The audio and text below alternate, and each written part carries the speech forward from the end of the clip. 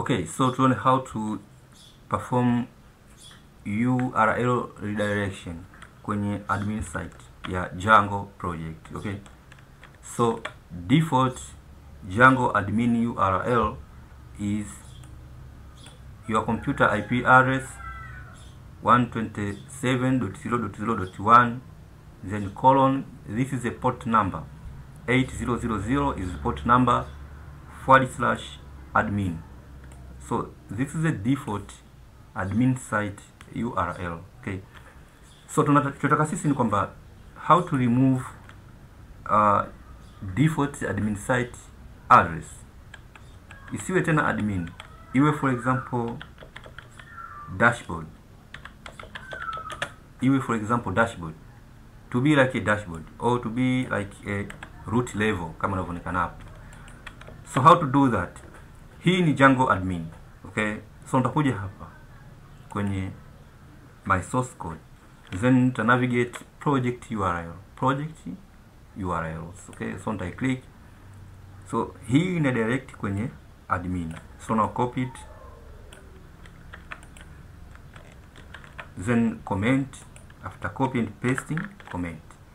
Now hii unaweza kai remove iwe namna hii, then save changes. After saving changes, refresh your site. Let's hapo, good.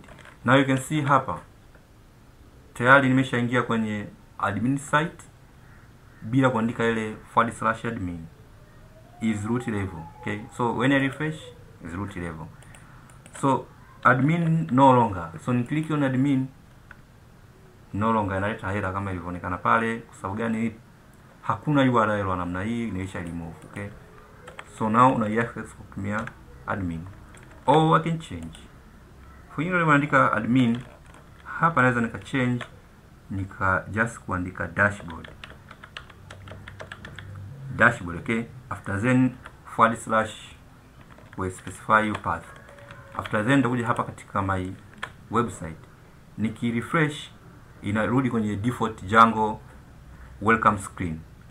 Hapa sasa nitaandika / then dashboard,